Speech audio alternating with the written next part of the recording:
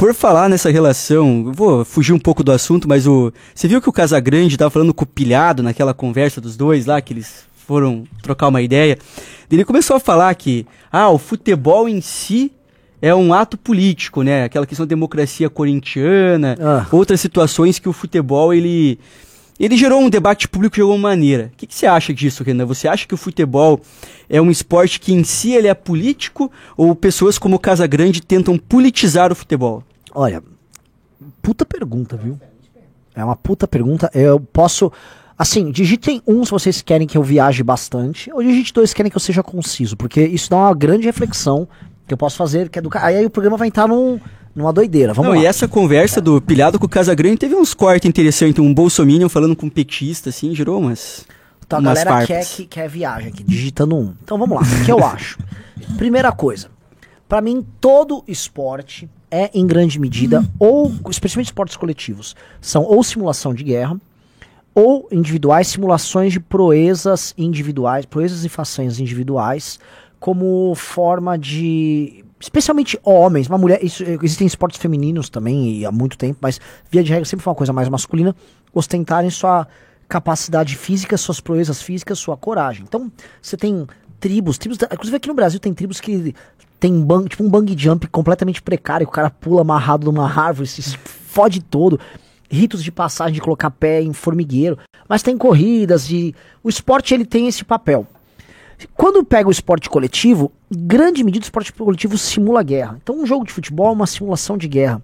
Portanto, ele simula um ato político, que é um ato de guerra. Você está simulando a guerra através de uma encenação com proezas físicas, né?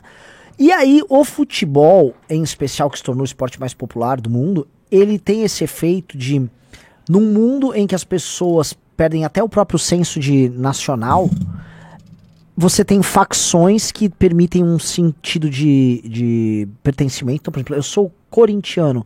Mano, o cara é da nação corintiana, ele é um corintiano.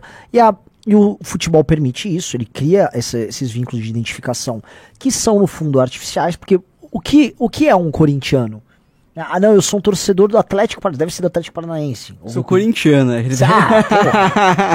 Gostava tanto do Bétega. Então você, né, é óbvio que é uma simulação também o ato de torcer, mas a pessoa entra em todo um ciclo de simulação de pertencimento em grupo através, não só do futebol, mas esportes que tem grandes mobilizações, mas o futebol como o principal deles, então a gente pode olhar. Então ele já tem um aspecto que é essencialmente político característico de esportes coletivos, que é a simulação da guerra, né, e a execução dessas proezas. 2, o pertencimento, o faccionalismo, a idolatria, que é normal e é uma questão política. E isso por si só é um ato político completo, é um ciclo político completo que a pessoa vive, e por isso que o futebol satisfaz tanto as pessoas. Você vive a saga daquela sua comunidade, que é o seu exército, que é o time em si, e a torcida, que é a comunidade dele. Beleza. O problema que entra é, se isso aqui já é autossuficiente, por que existe a politização do futebol? E aí teve, o Casagrande gosta de lembrar da democracia corintiana, né, que na prática o que era? Não era só a defesa da democracia que eles faziam, né, eles eram contra o modelo de concentração. Você sabe essa história? O modelo de concentração que tinha, eles queriam uma concentração mais livre, os jogadores podiam ou não podiam ir pra concentração, havia uma certa liberalidade. Como o time era muito bom, tinha o Sócrates, eu não lembro qual era o time, eu sei que tinha o Sócrates. Tinha o Sócrates, tinha ele, né? Mas eu também não vou lembrar que eu, nasci em 96, nem era nascido na época, né? E aí eles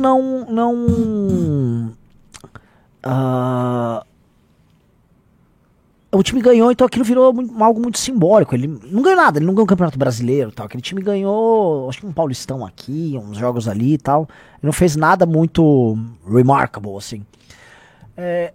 Mas aí eles marcaram isso como uma coisa, né? Olha só como o futebol influenciou na queda da ditadura.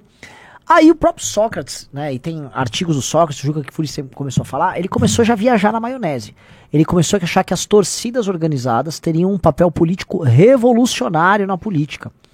E aí os caras começaram a achar que facções que hoje são ligadas ao crime organizado, que fazem uso de violência em uma ação que no fundo é um entretenimento, pudessem ser uma espécie de uma vanguarda revolucionária de esquerda, que é o que ele queria fazer um aparelhamento desses caras. e nunca conseguiu, né? No fundo, os caras não entraram nessa vibe. Agora tentaram de novo no governo Bolsonaro, em um certo momento ali no ano de 2020, tentaram marcar manifestações tocadas por torcidas organizadas. Não sei se você lembra. Lembra que teve isso aqui em São Paulo bastante, mas não pegou.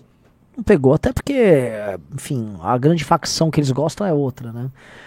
Então, minha leitura é essa. Acho que o futebol, por si só, não precisa ter uma politização extra, porque existe um elemento político de pertencimento e tal, que se basta nele, tá ligado? E que é por isso que faz ele ser legal. Não, eu acredito nisso também. Eu acredito que, assim, o esporte tem um elemento social muito importante, de ascensão social, principalmente para pessoas que não têm muita condição e veem no esporte uma maneira de conseguir melhorar de vida ou até mesmo conseguir se inserir na sociedade de um jeito de criar um pouco de hábito, de disciplina. Entra a essa questão que caras como Casagrande, por exemplo, pregam que jogador de futebol tem que necessariamente se posicionar, né? Não, aí se posiciona, apoia o Bolsonaro. Daí os caras vão contra, né? Teve até um cara, jogador tem que falar, eu lembro disso. Voto no Lula, voto do Bolsonaro, voto no fulano, não sei o quê. Daí o Felipe Melo falou, sou Bolsonaro. Daí os caras, não, esse cara não entende nada de política, só quer aqui arranjar só quer aparecer falando isso, enfim. Então, eu acredito que esse tipo de colocação por parte da imprensa é um pouco chata, assim, um pouco canalha. Não só com jogadores de futebol, mas também com pessoas que fazem parte de setores relevantes da sociedade, como artistas, por exemplo, que não querem se posicionar, e daí os caras ficam forçando, ficam cutucando, e se o cara se posiciona contra a cartilha do politicamente correto, ele é automaticamente cancelado, né? Sim. E é o que tá rolando agora, né? Essa parada que, assim, artistas têm que se posicionar, se posicionem. Aí o cara se posiciona de uma maneira que não concorda com eles. Aí, não, isso tá errado. Então, como é que é? Não é que artistas têm que se posicionar. Artistas têm que trabalhar pra mim. Artistas têm que ser, basicamente, câmara de eco porque eu defendo. Vai se fuder, cara. E ainda ficava o Felipe Neto, basicamente fustigando os caras pra isso. Um like carinhoso, mas nada disso de cobrar. Não é uma cobrança, é um pedido delicado.